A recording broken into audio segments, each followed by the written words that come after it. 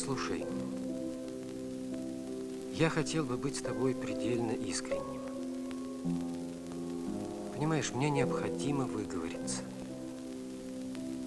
День у нас свободный, дел никаких, спешить нам некуда. Наберись-ка терпения и послушай. Случилось это давно. Уже год прошел. Я долго все носил в себе, долго. А сейчас мне необходимо поделиться с тобой, с моим другом. Ну, слушай. Это был обычный вечер. Суббота.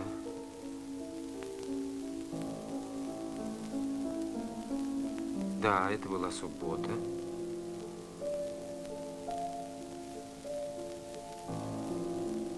Я смотрел телевизор.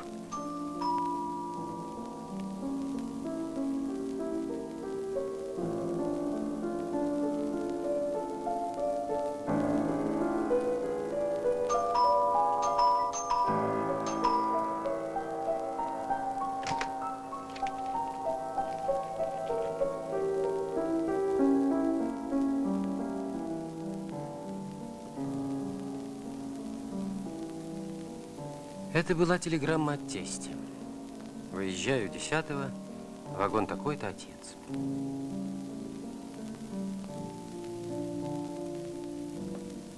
Выезжаю 10-го.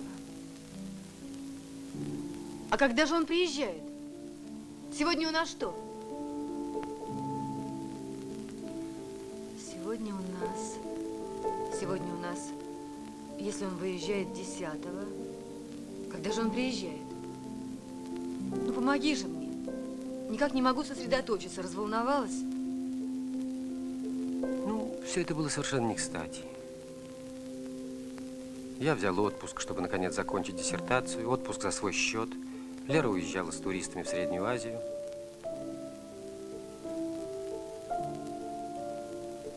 Я пытался уговорить ее остаться. Она не могла отложить поездку. Если бы я мог думать тогда, насколько это все перевернет мою жизнь.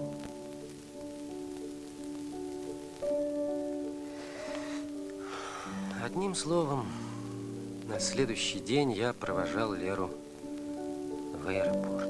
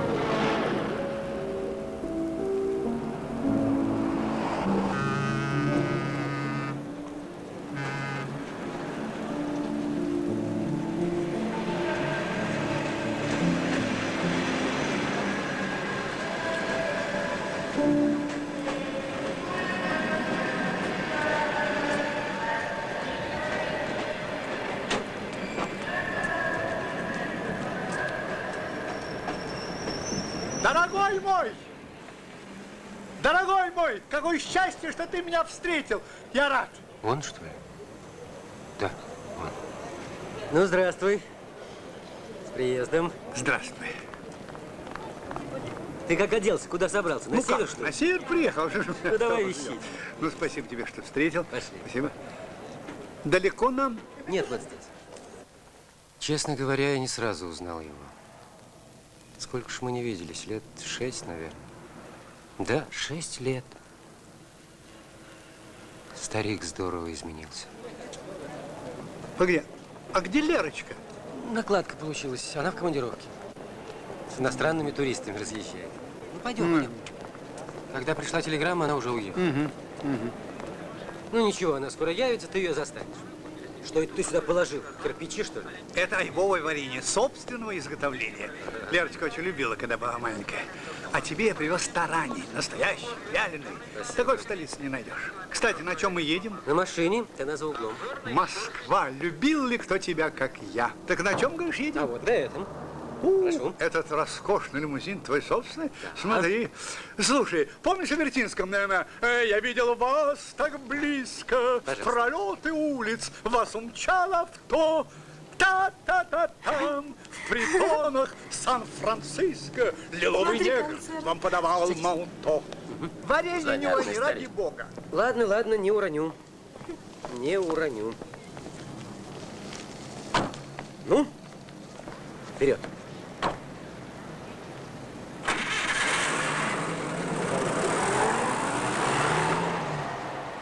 Ну, как ты добрался? Прекрасно. И знаешь, в прелестной компании. Да. Представь себе, ехал с колхозницами Ну, наши, да. станичные. Ну, всю дорогу говорили о кремплене и каких-то особых немецких бюстгальтерах. Представляешь? Ты подумай. Наливкой меня угощали. Дедусь, говорили, отведай, отведал. Вот, Молодец. це гарно. Веселые, крепкие, ядреные. Прекрасно доехали. Ну, смотри, Клод Моне, Руанский собор. Да, похоже.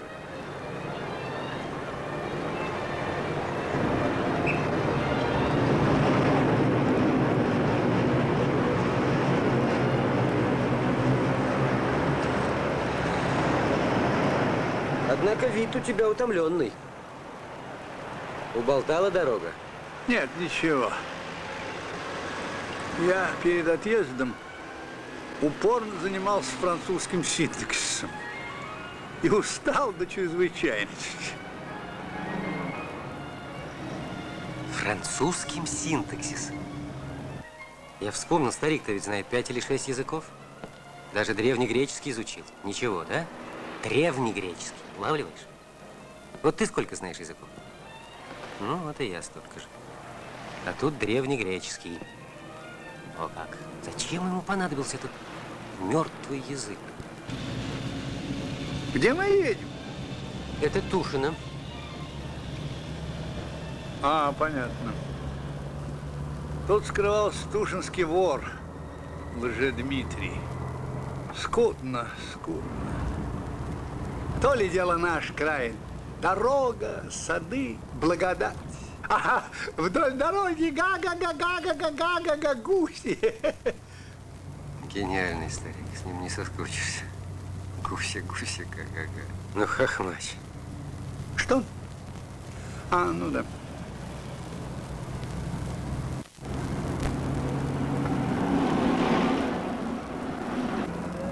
Гениальный старик. Как-то я его раньше не разглядел.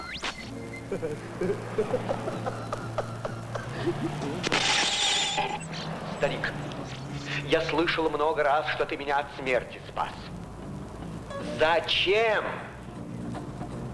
Угрюм, не одинок. Грозой оторванный листок я вырос в сумрачных стенах, душой дитя, судьбой мамах. Я никому не мог сказать честных слов, отец и мать. Ты моя хорошая. Ну, проходи, не бойся. Она у нас не кусается. Я не боюсь. Вот, проходи, раздевайся. Вот мы и дома. Давай-ка я тебе помогу. Давай. Ничего, сам. Что такое? А, все понятно, вынужден прогуляться, сам понимаешь. Сейчас я тебе все покажу, где что. Значит так, вот здесь мойся, там полотенце, Ага, там найдешь спасибо. мыло. Все, что нужно. Пойдем. Ну, пойдем, мои хорошие. Пойдем. Не скучай, мы скоро. Хорошо.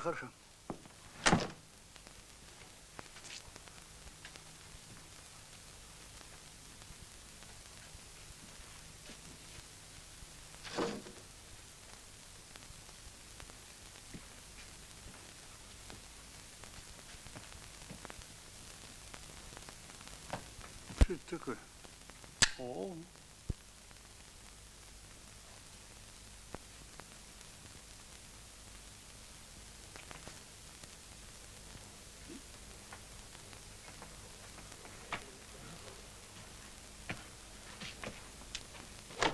домой, домой, домой. Все, нагулялись, все, вот и мы. Ну как, освоился? Сейчас мы с тобой маленький перекусон. Сейчас перекусим. Я тебе тут сухонького купил. Иди мой руки. Ах, ты уже? Замечательно.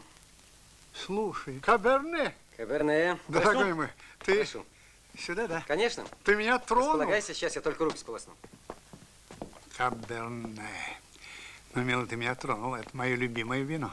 И маслины. Ты чуток. Тогда вперед, Тогда как вперед. говорится. А может, тебе сюда? Ты сошел с ума. Ну, давай тогда с приездом. Твое здоровье. Твое здоровье. Ну и за Лерочку тоже. Вперед. Поехали.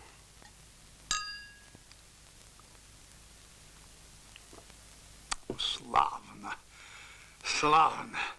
Я ведь пью только наши южные вина.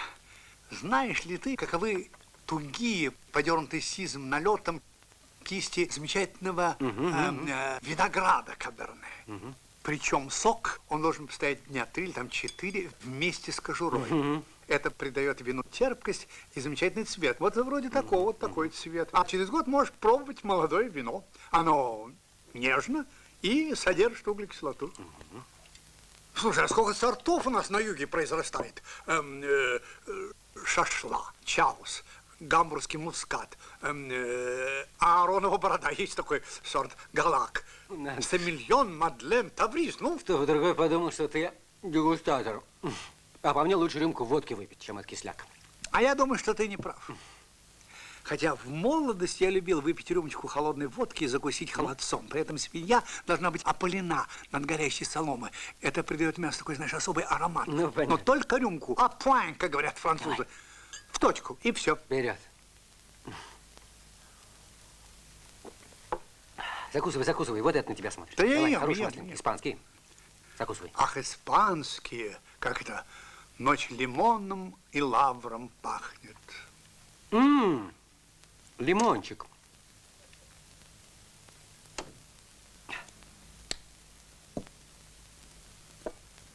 Ну, а хата, я так понимаю, тебе не показалась. Нет, почему же? Современный деловой стиль. Вот эта обрядовая маска откуда? Это Африка, Гвинея. Что сказать, подлинник, не подделка. Любопытно. А я, знаешь, стал привыкать к простоте. Опростился по-толстовски.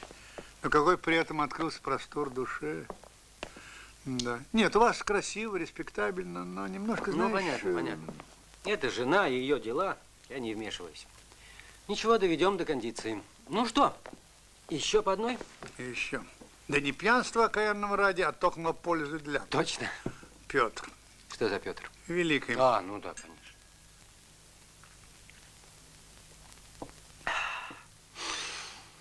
Ну, вообще, надо сказать, все как надо. С работы, правда, немного зашиваюсь. Ну вот, специально взял отпуск, чтобы как-то собраться, сосредоточиться. Чтобы ничего не мешало. Думаю, если так пойдет, в перспективе маячит поездка в США. САСШ. Что? Нет, это я так. Раньше так писали. САСШ. Североамериканские Соединенные Штаты. Вот, так что, думаю, через полгодика отправлюсь. Да, хорошо. Я ведь мало знаю вашей жизни. Лерочка пишет очень редко. Но я понимаю, жизнь у вас в Москве стремительна, каждую минуту на учете. Англичане сказали бы the life of self-destruction. Жизнь на самоуничтожение. Да. Каждая минута. Лерка по 2 часа висит на телефоне. Вот уж действительно самоуничтожение. Я вдруг почувствовал, что у меня начало портиться настроение. Что-то ненатуральное было в его жестах, в голосе старика. А глаза печальные, как у собаки. И это его болтовня в машине. Гуси. С дочерью приехал повидаться. Ах, твою душеньку. Ну, ладно. Расскажи, как живешь-то? Неплохо. Встаю в 6 утра и на рынок. Сколь великолепен южный рынок с утра, ты же, столичный житель, понять не можешь. Не можешь. Горы яблок, цветы. Я, знаешь, люблю астры. Огромные влажные букеты. Как это? В последних астрах печаль хрустальная жива. Помнишь? А есть ряды, где торгуют исключительно рыбой. Ну, почему? Ну, в Москве тоже рынки впечатляют. Со всех концов везут. Да. Послезавтра у меня занятия языками. Зарубежное достаю все, что могу. Читаю Morning Star иммунитет, а потом работа. Меня ведь по старой памяти приглашают в поликлинику на консультации. Но потом пациенты старые не забывают, навещают. А потом читаю лекции в клубе «Нашему здоровью». Ну, понятно, понятно. Ну, а с пастирушками как? С продовольствием? А много ли мне надо? Материальная сторона жизни меня всегда мало волновала. Да. Называется, с доченькой приехал повидаться. Да, дела. Слушай, а не лечь ли нам сегодня пораньше, а? Да, собственно, Всё-таки как хочешь, поздоровье, дорогой. устал. Можно? Да. Ну, раз, два. Давай, Вот так. давай. Отдохнешь. Куда пойдем? Вот сюда. Сюда пойдем. А завтра А завтра утро вечером мудренее. сюда. Проходи. Располагайся.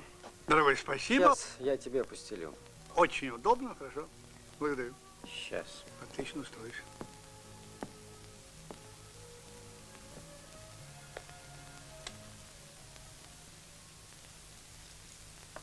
Ну, как ты там устроился-то? Ничего?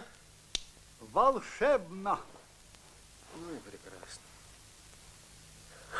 Тогда давай спать.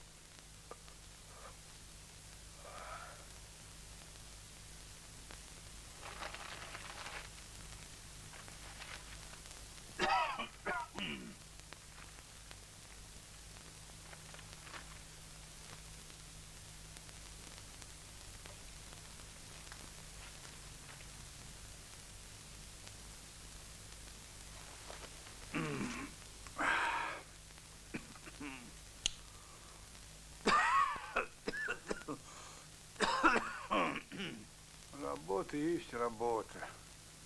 Я понимаю. Лерке, наверное, невозможно было отложить командировку. Ты что, уже спишь? Ладно, ну и я тогда тоже.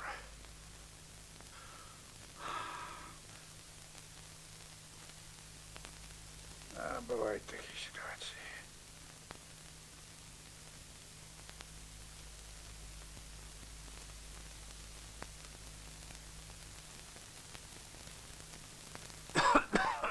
Бывают такие ситуации. Нельзя отложить, и все.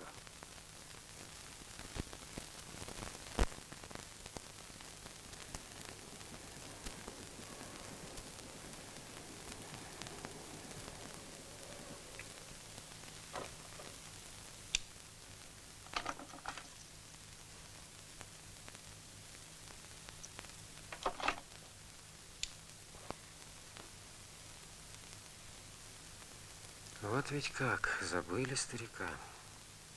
Забыли. Надо же. А, чему удивляться. В сущности, я ведь давно и как-то незаметно привык к странной семье жены. Привык.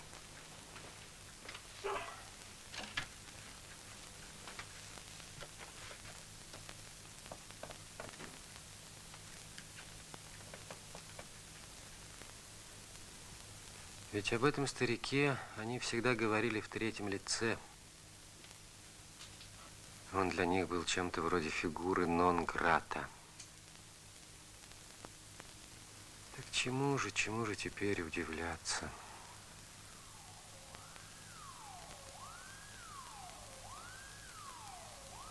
Прошло 2 дня, и старик стал раздражать меня. Чем? Суетой, какой-то неумеренной восторженностью, самой манерой произносить слова. Поначалу меня все это забавляло. Ай да ну, хотелось мне подразнить его. Но я решил, что юмора старик не поймет. Сам-то он говорил абсолютно серьезно. И был уверен, что все, что он говорит, должно нравиться собеседнику. А восторгался он, надо сказать, поразительно простыми вещами. Сколь вкусен и ароматен орловский хлеб. Это очень важно, ощущать вкус хлеба. Понимаешь, дорогой, очень важно ощущать. А в универсаме бывает еще рижский. У него такая своя особая горчинка и изумительный букет. Скажи, дорогой, ты любишь хлеб? Хлеб? Ну, разумеется, кто ж его не любит. Черт знает, общаемся, как в плохой пьесе. Вечерами старик подолгу разговаривал по телефону с какими-то неведомыми друзьями, жестикулировал при этом и подмигивал мне. Я сегодня был в Универсаме и еще в Алешкином магазине, помню? Слушай, какие колоритные фигуры, какие глубокие характеры. Да, представь себе, да. У меня впечатление, что я побывал в Амхате. Да. Угу. Ну, целую, друг. Да, да, благодарю, друг, благодарю. А что? Федор, худой, скучный, беда. Образ жизни надо переменить. Я вот намереваюсь повидать Александрова. Ну, как не помнишь. Профессор Александр. Это обязательно нужно сделать. Я с тобой согласен. Да, да, да. Безусловно. Да, положение, по-моему, безвыходное. Я сегодня был на Кировской. Замечательный там магазин, инструменты. А знаешь, я видел Маяковского. Кого? Маяковского.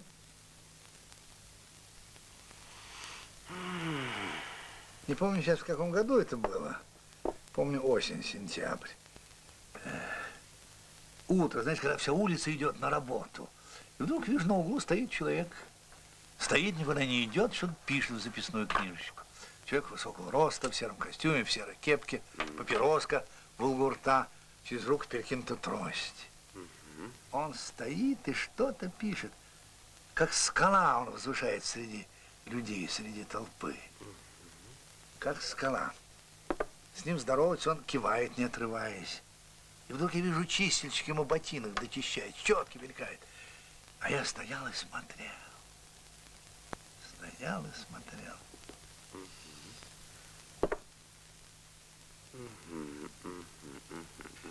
А когда я проходил мимо, я сказал: «Здрасте, Владимир Владимирович». Он перевернул страничку, посмотрел на меня, улыбнулся и кивнул. Знаешь, я шел по улице, и мне казалось, что Маяковский смотрит мне вслед. Но я ни разу не обернулся. Знаешь почему? Не понимаю, мат, что ли? По-моему, да. Мат? Мат, мат. Ну что ж, спасибо. На здоровье. К станку. А ты знаешь, почему?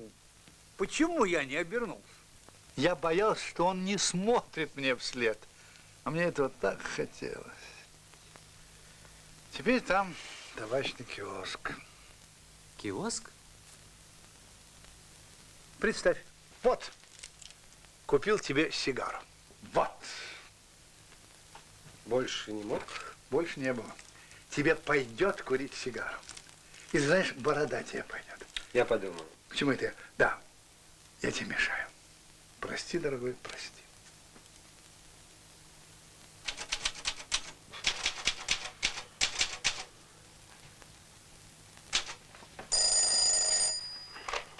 Да? Алексея Борисовича. Его нет. Как так нет? Вышел? А ты кто, зять, что ли? Допустим, зять. Вам что, собственно?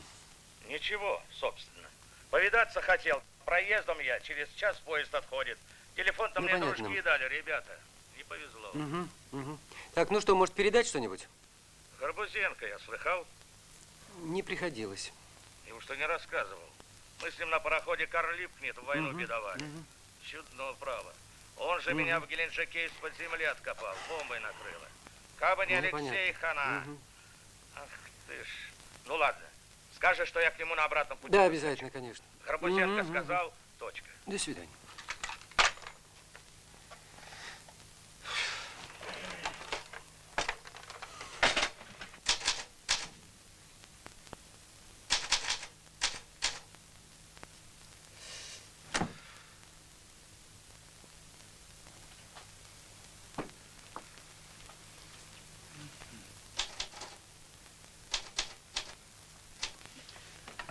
Тут тебе звонили. Очень уверенный в себе товарищ представился Горбузенко. Причем произнес свою фамилию более значительно, чем это сделал бы президент какой-нибудь фирмы. Горбузенко, что ты говоришь? Что ты говоришь? Замечательно. Горбузенко. Какой человек? Какая натура? Широта, размах. Жаль, что я не успел вас познакомить. Ты был бы доволен? Безусловно. Личность, я тебе скажу. Куда его только не бросало. А в 45-м привез мне из Японии самурайский меч. Мне меч. Смешно, верно? Жаль. Да ты не расстраивайся. Он на обратном пути обещал заехать. Да. Я купил кефир. Ну и хорошо.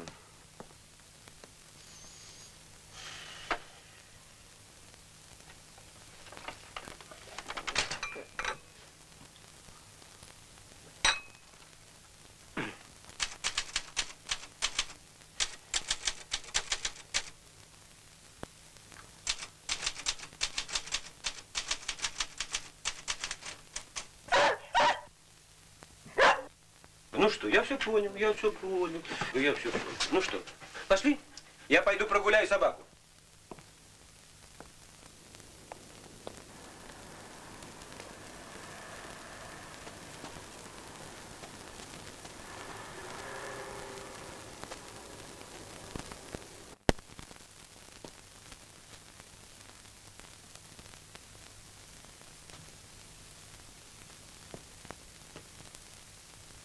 Кто это там? А, это я собственной персоной. Привет.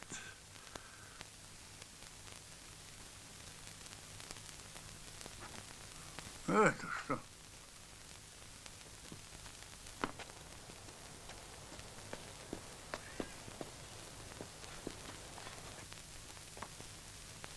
Так.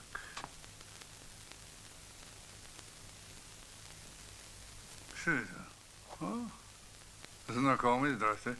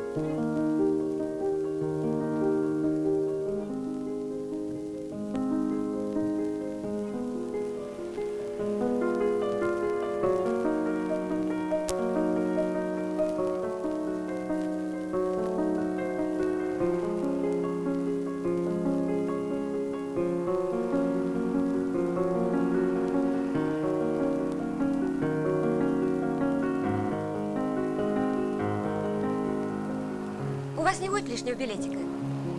Что? Билетика не будет? А что, билетики в кино?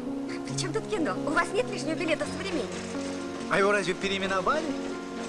Кого? Театр «Современник»? Ах, да. Театр «Современник» сюда переехал. Да. А вы его современники. Тут раньше ведь был кинотеатр «Колизей». Арена моей юности. Я был ее верным гладиатором. Тут еще был тир, что очень важно. Пойдем теряем время.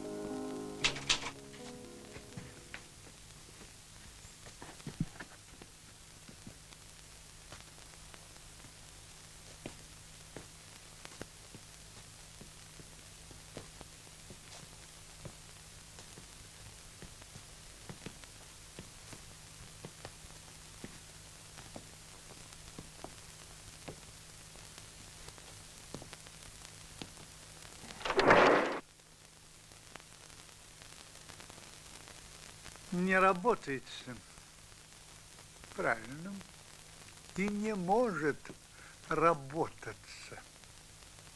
Не может. Я заметил, что работа не доставляет тебе никакого удовольствия. Так же нельзя, дорогой мой. Удовольствие. Именно удовольствие. Это же главное. Тебе не нравится твоя работа? М? Работа у нас такая. Сколько тебе лет? Еще не поздно все начать сначала. У тебя временный срыв настроения. Уверяйте, именно временный. Давай разбираться, от чего это у тебя. Давай. Давай. Так. Во-первых, ты не гуляешь. Собака это не считаю. Не занимайся никакими физическими упражнениями. Куришь слишком много. Ну что, кофеварка, постоянный кофе. Дорогой мой, так нельзя. Так нельзя, я в этом убежден. Ну, давай с тобой возьмем какой-нибудь пример. Ну, к примеру, Толстой. Слушай, он косил, пахал. Он проповедовал. Ну, как потому, что он проповедовал? Что? Физкультуру. Вообще во время работы надо ходить. Маркс протоптал на ковре в своем кабинете целую дорожку. Да, протопчу, что ли, дорожку. А если что-нибудь мешает, убирай. Все долой, что мешает. Все долой. Бальзак писал в келье. Не Бальзак, Дюма писал в келье. Дюма пер. Причем не в келье, а в комнате специально оборудованной под келье. Понимаешь, аскетичной, пустой. Взгляни, сам можешь убедиться, сколько тут лишнего. А Бальзак? Бальзак, как ты, кофе, по ночам. Что у тебя на столе? Столько лишнего. Ну, к чему это вот все? Объясни ты, ну, к примеру, вот это что такое?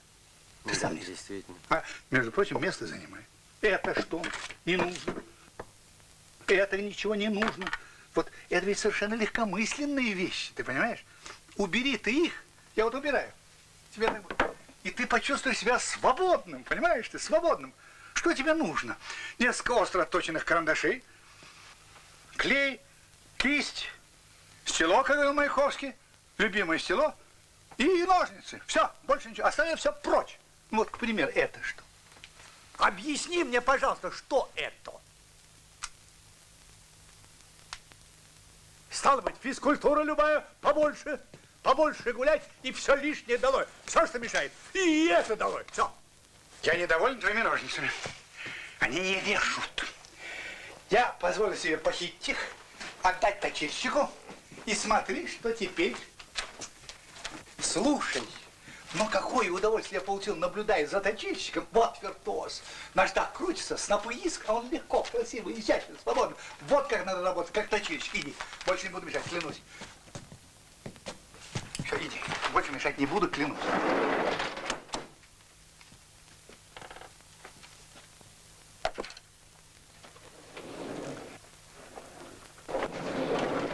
Извини, забыл. На обратном пути я зашел в библиотеку, и вот список литературы, как нужно работать.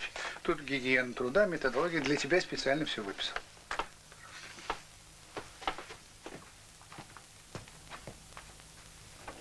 Как организовать рабочее место?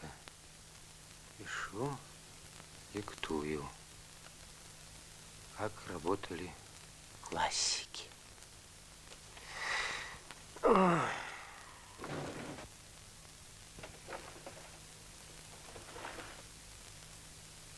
Удивительно смешно. Точильщик принял меня за парикмахера, представляешь? Я спрашиваю, почему? А знаешь, что он ответил? Ловко с ножницами обращаюсь. Не буду больше, не буду.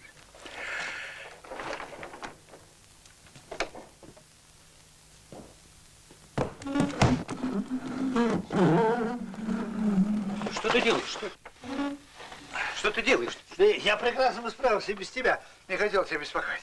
Ну, захотелось лицом к окну, понимаешь? Мы с Леркой так уже ставили. Ну, временно. Да, пожалуйста, если тебе так нравится. Лицом к окну, я же тебе говорю. Что не весел, сокол ясный. А чего радоваться? Чудак, весна на дворе, ты посмотри. Весна – время дерзновенных планов и безудержных желаний. Прекрасно. Весна.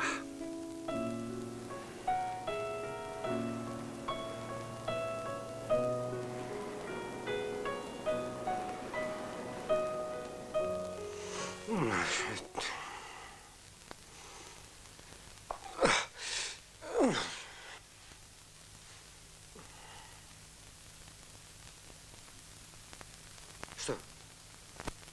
Что? Что такое? Что? Прости, что я разбудил тебя, дорогой. Но ты разговаривал во сне. Правда, ты вчера поздно лег, но все равно пора. Доброе утро. Почему у тебя это бритва? Как почему? Я бреюсь. Этим? Ну, это ж неудобно. Видишь ли, я ведь бреюсь этой бритвой больше 40 лет. Я к ней привык. А в моем возрасте трудно менять привычки. Ну-ка меня, честно. Ну, кто же сейчас этим бреется? Это ж нонсенс какой-то, и архаика. Нет, дорогой, это Золлинген, Золлинген. Посмотри, вот марка, 2 мальчика. Великолепная сталь. Ой, сам ты, Золлинген, честное слово. Говорю тебе, это Нонсенс. Золлинген, превосходнейшая бритва. Вот марка, ну смотри. Чепуха какая-то. Есть же современные бритвы, фирменные аппараты. Есть электробритвы, в конце концов. Кому же в голову придет скоблить себя этим кровельным железом? Нет, ты все-таки безнадежно отстал, конечно, честно. Может быть. Может быть.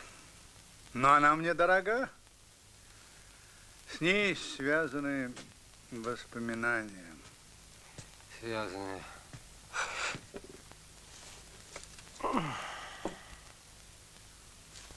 Однажды я оперировал 2 суток подряд. Без перерыва. Вот этой штукой, да? Золлингеном? Раненых было много. Мы взяли, сколько смогли втиснуть. Немцы бомбили нас без перерыва. Ох, и бросал наш пароходик. Слава богу, ни одна бомба не попала. Ну что же, они бомбили, а я оперировал. Угу. Так 2 суток от стола я не отходил. А этот самый наркоз? Ты наркоз.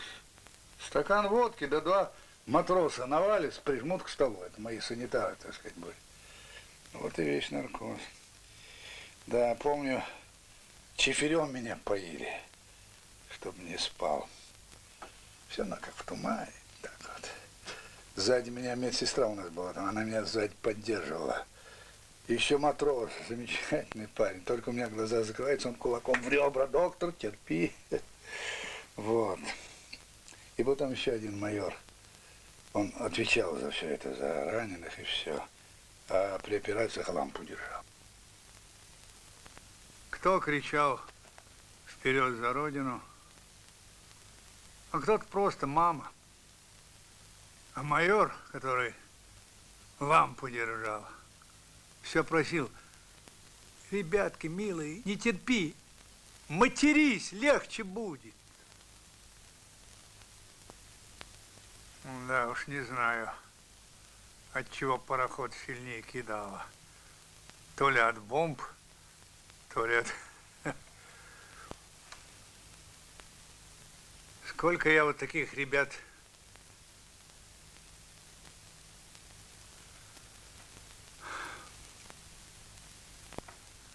Сколько вот таких ребят я за войну повидал, а этих всех в лицо помню.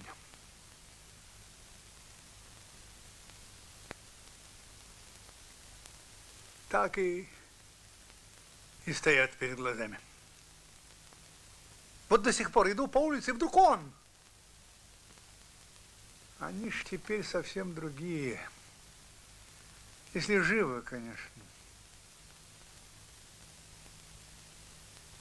Ну и вот помню, заканчивается наш переход 2-суточный. Уже берег виден, утро, туман. Да, и подходит ко мне майор, так обнял меня за плечи и повел от стола. Доктор, иди отдохни. А мы тебя к ордену представим, к боевому, я тебе обещаю. Ну, а пока ордена нет, возьмет ее на память. Да, иди спи. А я уже спал. Прямо рухнул и ничего не помню больше. Теперь не смог бы. Ясно. Ну и представили тебя к ордену, не забыли? Выполнил свое обещание, майор? Нет, он не смог. Ну, понятно, война. Не до орденов. Кто считает? Ну, а бриться-то зачем этой штуковиной? Храни как сувенир на память. А для дела найдем что-нибудь поприличней. Вот, между прочим, Шик. Всемирно известная фирма. Со сдвоенными лезвиями и, что характерно, совершенно безопасно. Владей. Это ты мне? Ну, а кому же? Слушай, какая прелесть. One push cleaning. Бейся 2 раза. Уникально. Ты щедр. Ну, просто приятно. Смотри, смотри. Вот это подарок. Спасибо. Замечательно. Замечательно. Владей и радуйся. Спасибо.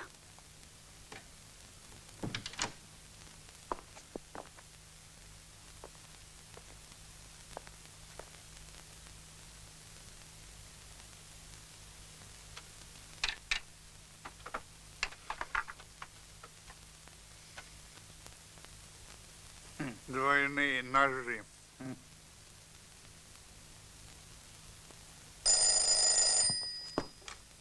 Слушай, нет, его нету.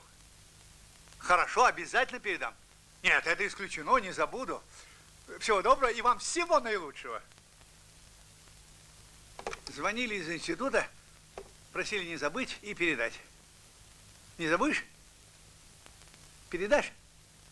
Да, не густо.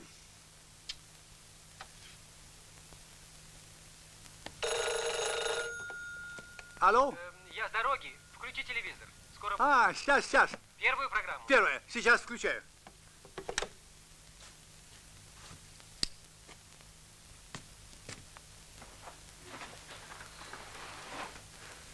Что за черт? Вы совершенно правы. Во многих африканских Что за черт? странах было принято, да и принято. Слушай, это очень мило со стороны твоего хозяина. Моя любимая передача «Клуб кинопутешествий». Со стрелами очень богато украшен. Также богато украшен и лук. А что касается вот этой маски, то она интересна, поскольку, по всей вероятности, она ритуальная. Понимаешь ты, какая штука? А не из тех, которые продают на забаву туристам. Впрочем, вы меня, пожалуйста, извините, я вас перебил, вы продолжайте. Вот я и начал говорить. Дорогой мой! Однажды, когда мы ехали по Найроби, то поперек шоссе вышел и встал слоненок. Да, вышел и встал слоненок. И пока мы его не накормили сахаром, пока мы его не сфотографировали, проехать мы не могли. Ну что же, мне кажется, что этот забавный эпизод лишний раз свидетельствует о том, что все малыши лакомки. Мне кажется, что вам удачно, вы его очень сфотографировали. Я покажу сейчас эту фотографию нашим телезрителям. Вот ваш слоненок, лакомка. Какая прелесть, смотри, ты замечательно. Ты раздвоился, дорогой мой. Здрасте. Ну как? Ничего не очень. Ты раздвоился. Чего ты стесняешься? Ты помогал людям, а очевидно, хорошо помогал. Разве не маленького негритенка назвали Володя? Это замечательно.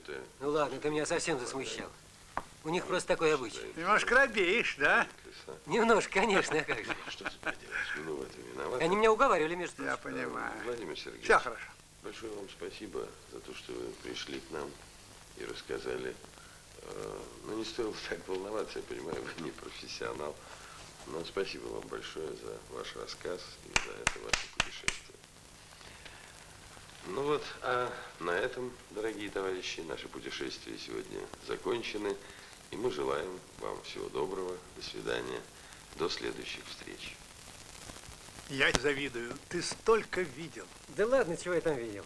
Я, правда, что-то зажался, застеснялся. Ну, впервые, естественно. Да нет, конечно. замечательно все было. Ну, в общем, Мне Володя тоже очень. ничего. И слоненочек. Нет, все было хорошо. Ты на себе понял, сколь огромен и причудлив мир. Ну, давай перекусим, и мне пора А заниматься. я уже все приготовил, идем. Молодец. Что это? Слушай, гроза! Первая в этом году! Ах, здорово, здорово! Я открою окно. Гроза! Люблю грозу, но как? Не могу тебе объяснить, почему.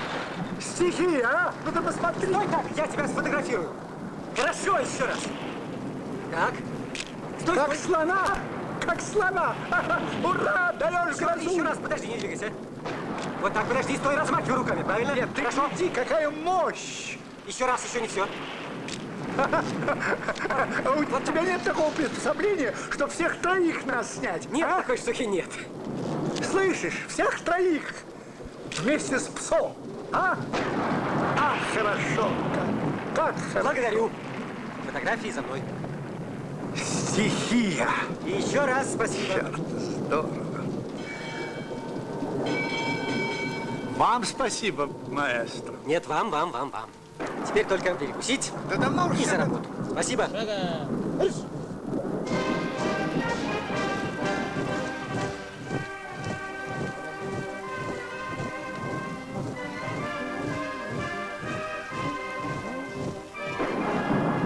Ты там особенно не хлопочи. Я, в общем, сыт. Так что рассчитывай на себя. Да меня это нисколько не обременяет. Все готово, ведь. Я просто слегка перехвачу. Ну ты идешь? Да, иду.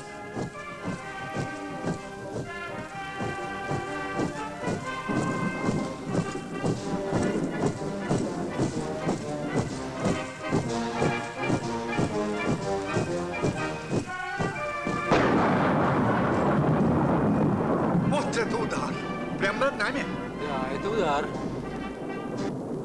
Фу, черт, опять 25. Теперь надо где-то свечки искать. Ну что ж, давай поищем. Сколько это продлится? Черт его знает. Это часто у вас бывает? Часто, но бывает. Безобразие. Уж каждый раз одно и то же. Как надоело, боже. Это на подстанции. Надо счетчик посмотреть. Посветите, пожалуйста. Осторожно. Ну, что с ним? Сейчас посмотрим. А? Стоит, как вкопанный. Ну вот. Надо звонить диспетчеру. Вы из какой квартиры? Это пробки. Пробки. А что это пахнет? Что это так пахнет? Это наши свечечки ароматические. Зараза. Вы из какой квартиры? Что все ясно. Обычная история. Пойдем, это холодильник потечет. Нет, надо звонить диспетчеру. Да, пошли. Куда вы? Куда вы, люди? Что куда?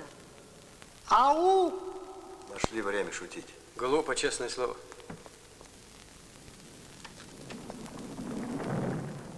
Чай при свечах. Что это ты решил выступить? Боюсь, ты не был понят. Слушай, а ты знаком со своими соседями? Мне что-то показалось. Нет, не знаком. Я так понимаю, суп надо переставить на балкон, а то холодильник потечет, как думаешь? Мне непонятно. Вы сколько лет живете в этом доме? 2 года живем. Что-то непонятно. Работаем, они работают, мы работаем. Что-то непонятно. Слушай, посмотри, как все преобразилось. Так, Все преобразилось. Какие-то таинственные тени, хорошо. назад в пещеру. Да. Дорогой мой, романтики творили только при свечах. Только.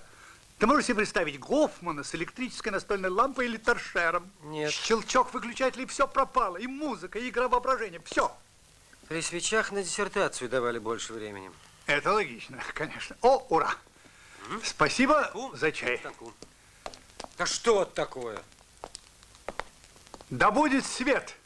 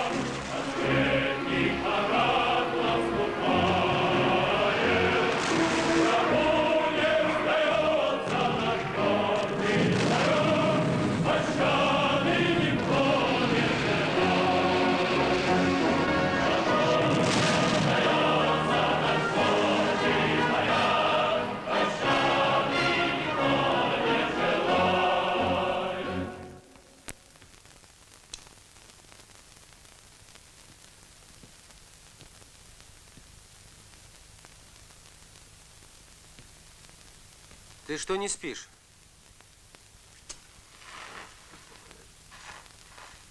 Неважно себя чувствуешь?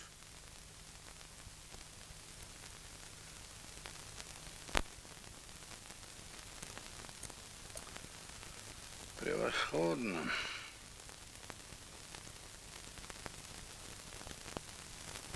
Слушай, а может ты хочешь куда-нибудь сходить, а? Так сказать, посетить театры столицы или консерваторию? Знаешь, тут намечается неделя мексиканских фильмов.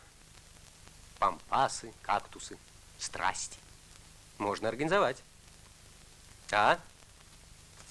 Как это трогательно, что ты хочешь меня развлечь. Спасибо тебе, дорогой мой. Ты знаешь, я бы хотел пойти в цирк. Цирк это ведь как детство, ты понимаешь? Может, это трудно, я бы не хотел тебя утруждать ни в коем случае. Какое беспокойство, что ты? Цирк это прекрасно.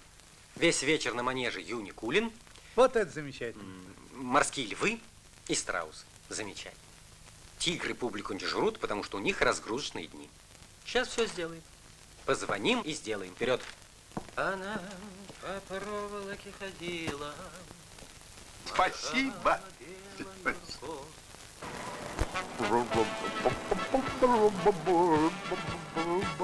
Ах, сыр, опилками пахнет. Прекрасно.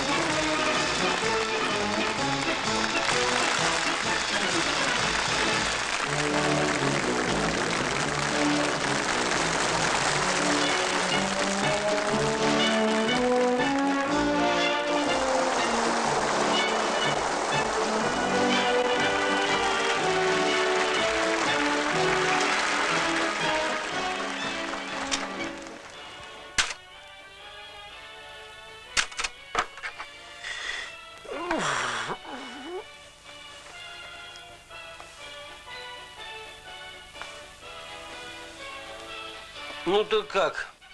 Она по проволоке ходила? Кстати, ты когда появился? Я ее не заметил.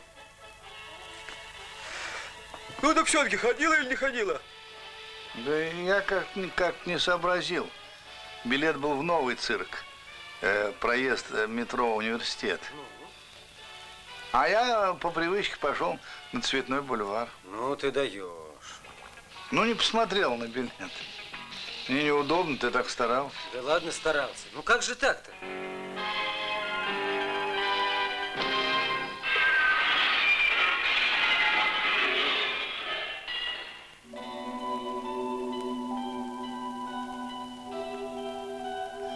Я как-то упустил из виду, что в Москве теперь два цирка. Старый и новый. Я шел в старый и очень радовался. А меня не пустили. Давай чай пей.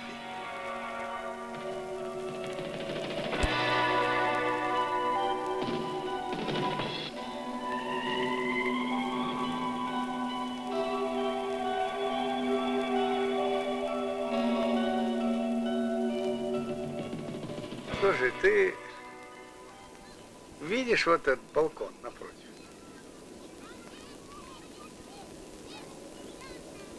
Я за ним давно наблюдаю. Там время от времени появляется некий пожилой мужчина.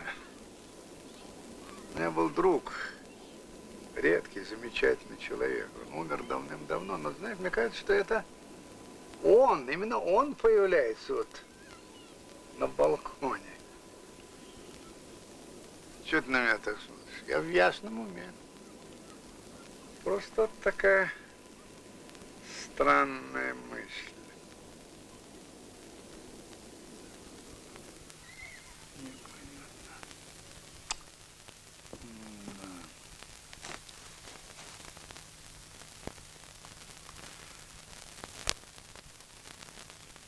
Не понимаю.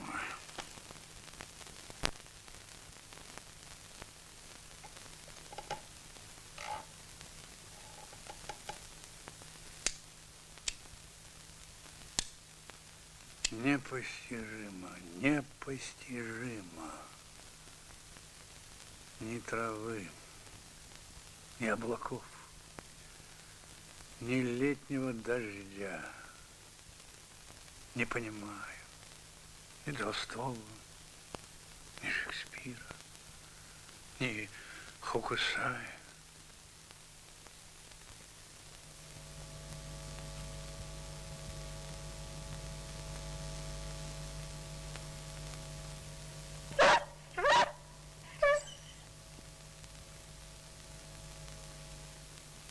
Нет, это безумие. Ни Нотр-Дам, ни Василия Блаженного, ничего. Это невероятно.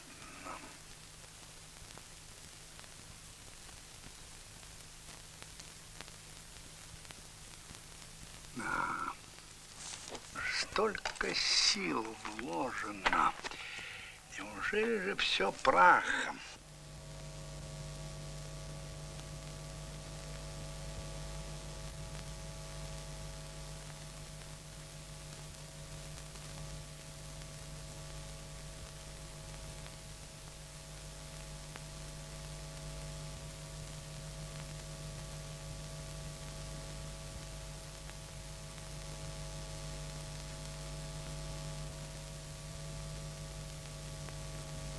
Ни единой музыкальной ноты, ни звука человеческого голоса живого, безмолвие на всей земле, ни летящего пуха одуванчиков.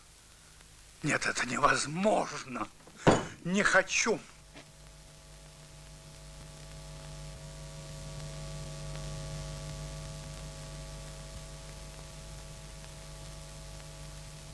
Я понимаю, человек смертен, но человечество должно остаться бессмертным.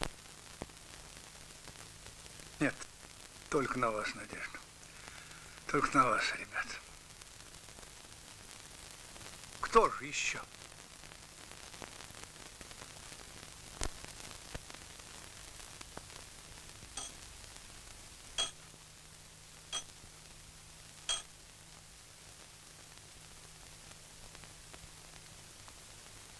Надо мастера звать. Посиди со мной.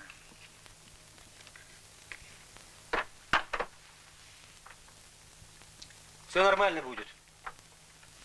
Нас пугают, а нам не страшно. Ты у вас нервы крепкие, да? Ты почти буквально повторил слова Толстого, сказанные, правда, по совсем другому поводу. Неужели? А у тебя везде Толстой? Везде, потому что он огромен. Голыба. Ты очень начитан. Да, вот он, Толстой, гражданин вселенной. Это ему по плечу, его масштаб. А ты знаешь... А я гражданин квартиры, так что ли? Не понимаю, про что. Ты меня... ну хорошо, ты скорее почетный гражданин квартиры. Хорошо. Ты меня перебил, я что-то ловил важное. А ты идеалист всесоюзного значения. Обменялись? Обменялись. Что же я... Как стоишь? Почему синяя шинель? Переодеть немедленно. Долой. Ваше происходительство, это разжалованный Долохов. Так что же, он фельдмаршала разжалован, что ли? А, каково? Или, слушай, а вот это. Смирно! Смирно! Закричал полковой командир потрясающим душу голосом. С радостью к себе, строгим к полку и приветливым к приближающемуся начальству. Полк встрепенулся, как оправляющаяся птица, и замер. А? Каково? Или вот это, слушай. Выходя на мост, каждый солдат снимал шапку и крестился. И увидев оставленный Севастополь,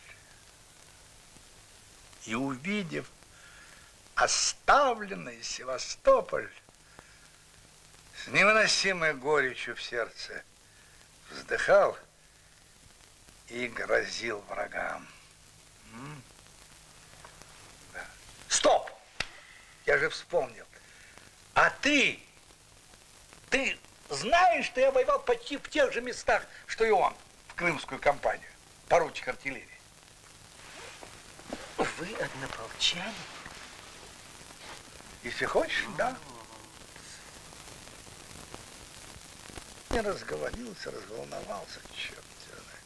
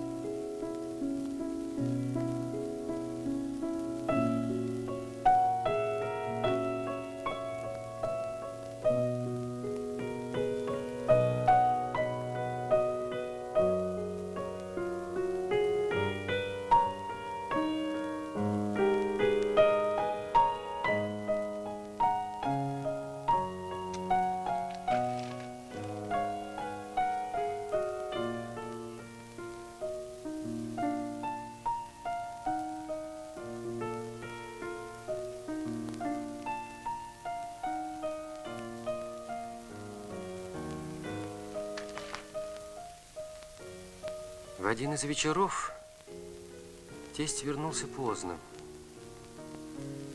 Был он тих, кроток, по-детски вздыхал, неслышно ходил по комнате. Он явно что-то хотел сказать, что-то очень, видимо, важное. И не решался.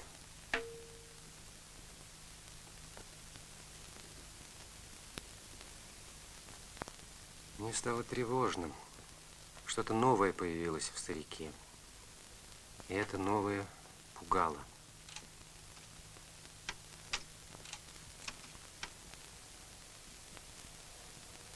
Может, я его чем-нибудь обидел?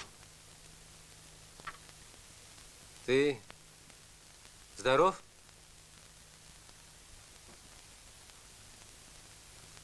Опять ездил куда-нибудь?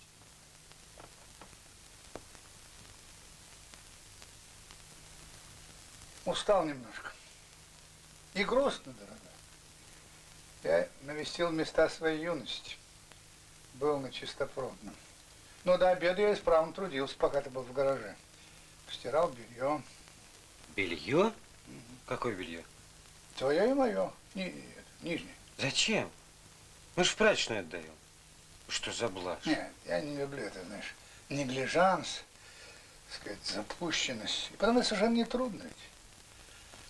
Ну, скажи, дорогой, ничего нет от Леры? Нет. Да ты не переживай. Она сама скоро объявится. Ну да, ну да. Да. Крюте-монталь. Что-что? Нет, ничего, не обращай внимания. Знаешь, у стариков свои причуды. Да. Ты знаешь, Лерка ведь росла очень ласковым ребенком. Помню, когда ей был год 2 или 3, я ее звал, как бы, оладушком. Смешно, да? Да, смешно. Аж жуть. Шутишь? Шутник.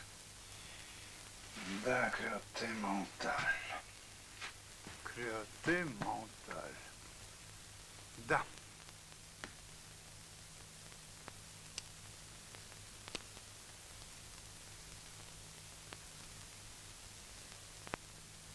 Скажи, дорогой, ты не позволил бы мне закурить твою трубку? Пожалуйста, конечно. О, какой у тебя замечательный табак. Ты смотри, Голландия, клан. The pipe tobacco with unique aroma. Табак с уникальным ароматом. Ты садись. Да. Чего ты стоишь? Хорошо, Садись. спасибо, я присяду.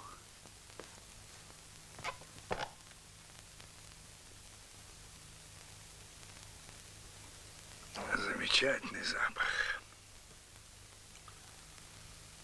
Да. Замечательно. Я никогда не курил, но всю жизнь мечтал курить трубку. Не знаю почему, но мне казалось, что курение трубки таит в себе неслыханное удовольствие. Неслыханное удовольствие. Да. Трубки бауэровские, пенковые, из фарфора, трубка из дерева бриар, из корня вереска, из вишневого корня. Потом я знаю множество сортов табака, значит, Виргиния, Кэпстон, вот клан, амфора. До войны у нас был замечательный табак, жемчужина России.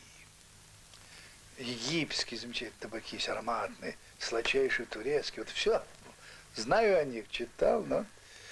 А курить не курил. Шо.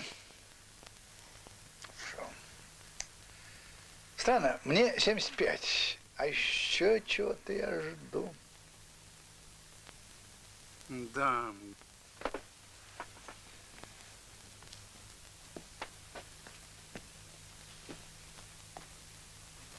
Ах, к черту. За весь вечер мы больше не произнесли ни слова. Старик подавленно молчал. Видимо, ему неудобно было за свой монолог. Он вздыхал, шуршал страницами газет. А я с холодной убежденностью думал, конечно же, тесть чудак, странный человек, странная личность. И, наверное, с таким нелегко в семье. Трубку закурил, надо же. Отчего-то в этот вечер тесть не вызывал сочувствия. А на другой день было воскресенье. Старик исчез. Куда?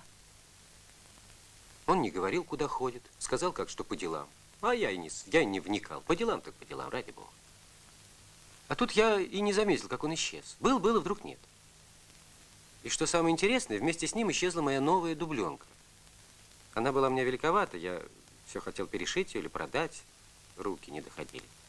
А вместе с дубленкой исчезла такая большая пушистая шапка. Я ничего не понимал, все это было крайне странно.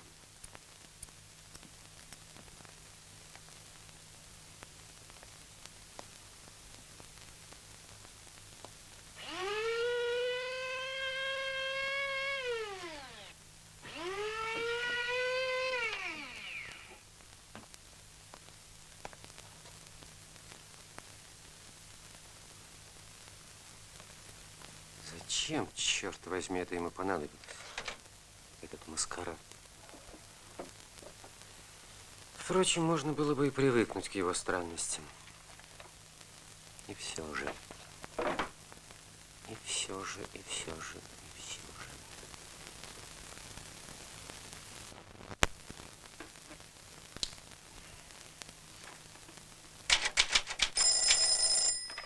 Да. Ну что, не появлялся? Нет, до сих пор еще нет. И не звонил? Нет, не звонил. Главное, предупредил бы хоть. Еще не поздно, я бы не волновался. А так? А ты звонил в милицию? Звонил и туда, и в несчастный случай. Ну и что? Ну, они говорят, что ответ будет только завтра утром. Ясно.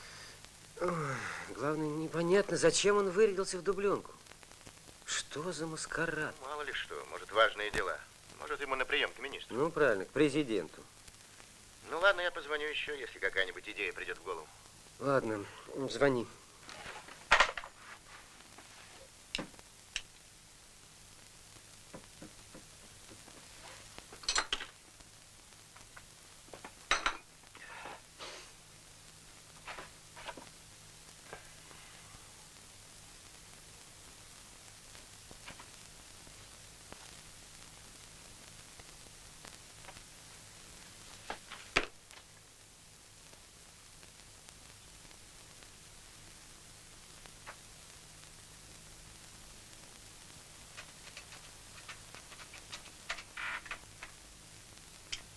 Слушай, что это значит?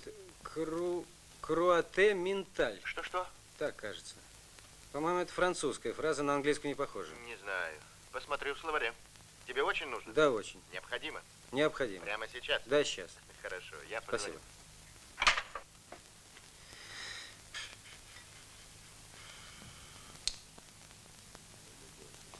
Наименее показателен и другой случай, кстати, тоже связанный с проездом железнодорожного переезда. Совсем недавно, 10 февраля, водитель Криворожского автотранспортного предприятия Ковенько перевозил пассажиров. При подъезде к неохраняемому переезду он не убедился в безопасности пересечения железной дороги, проигнорировал сигналы автоматической световой и звуковой связи. Да. Алло. Чего ты кричишь? А, это ты, я думал, это старик. А что, не объявлялся до сих пор? Нет еще. Не паникуй, отыщется. Да, конечно. Так вот, во-первых, это, как выяснилось, не английская фраза, а французская. Так. Пришлось потрудиться, навести справки. Оцени Так. мою чуткость. Ну. И означает она духовная жестокость. Так что с тебя бутылка коньяка. Хорошо. Спасибо.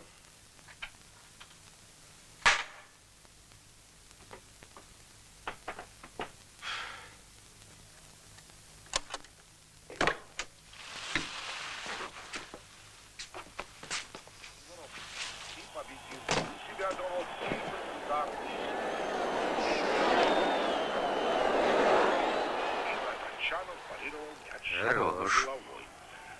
Дорогой мой, как прекрасна вечерняя столица. Огни, жизнь.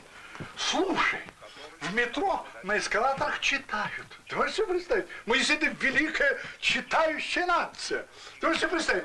54% французов вообще не читают. Ты что, выпил, что ли? Чего это вдруг? Самую чуточку, но и не так уж мало. Пожалуйста, не смотри мне столь укоризненным взглядом. Вспомним Блока и пьяницы с глазами кроликов. In vino veritas кричали. Я был у своих друзей. Мы пили коньяк, вспоминали молодость, Москву, 25-й год, мороз, любовь. И вера в будущее.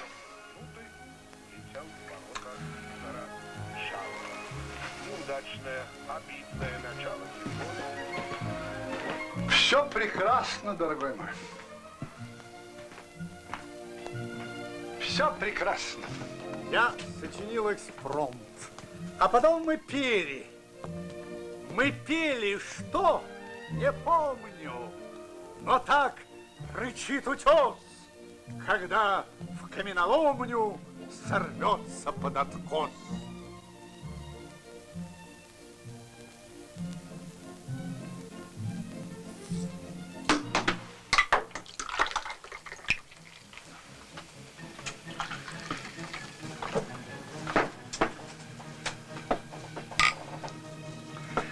Завтра я улетаю, дорогой мой. Как? Самолетом. А что это вдруг? Дела, дорогой, дела. Да и дом бросать не годится. Фу, что у тебя там дома? Бриллианты, что ли? Я за последние годы собрал небольшую, но по-своему уникальную библиотеку. Эту библиотеку я завещаю вам. У вас ведь книг мало. И подобраны они как-то, ты прости меня, как-то наспех. Будет жалко, если... Ну хорошо, с чего ты вдруг сорвался? Ведь Лера же должна скоро приехать. Вряд ли. Мне, знаешь, ну, нельзя у вас задерживаться долго. А когда самолет? 12 небольшим. Тьфу ты, черт, в 11 у меня ученый совет, как назло. Предупредил бы хоть. Чего ты сорвался? Чего ты вдруг заспешил? Нет, надо ехать. Пожалуйста, не волнуйся, я прекрасно доберусь сам.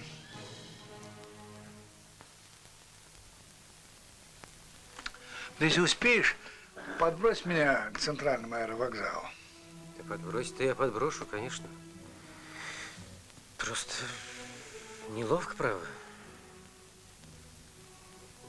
Неловко, пойми. Ну, оставь, пожалуйста, что.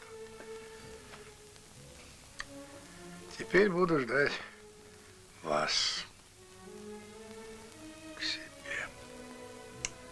Я тут обещал одной знакомой, старой учительнице, привезти апельсинов из Москвы. Хорошо бы еще растворимый кофе. Надо бы не забыть. Поможешь мне?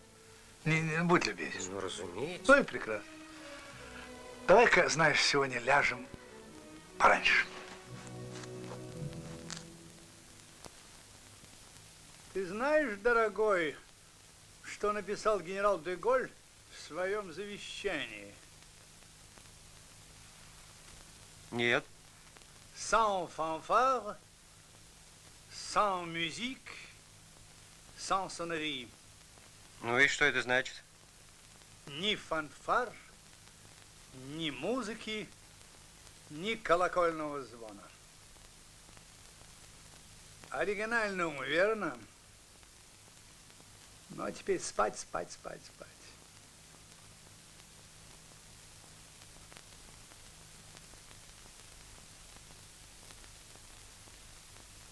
Утро прошло в суете.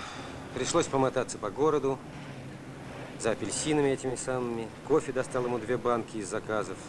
Да и день был какой-то весь через голову. Машина то и дело натыкалась на красный свет. Прохожие, как сговорились, лезли под колеса. Я поругался с гаишником, он мне проколол талон. В общем, одно к одному. Ну, хорошо, но мы уже приехали, ну, а ты торопишься. Надо же убедиться, что все в порядке. Ну, эти несколько шагов я могу сделать сам. Багаж тебе оформлять не надо, сам. но надо же зарегистрировать билеты, правда? Ты меня недооценивай. Ну, раз ты уж так любезен, ну что. Прости, псина, прости, дорогой. Я чуть не забыл с тобой попрощаться. Это неблагородно и неблагодарно с моей стороны, понимаешь? Мы ведь с тобой делили столько прекрасных минут. Ухо, товарищ!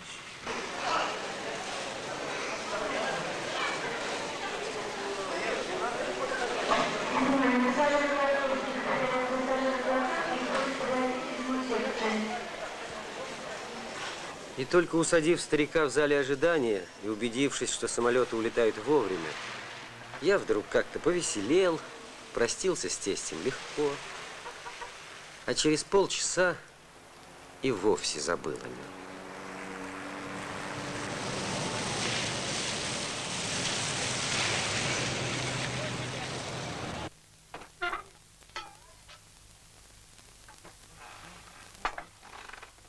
Сегодня работать уже не буду. Это завтра. Завтра прямо с утра и начну вкалывать. Нет, надо сегодня хотя бы начать.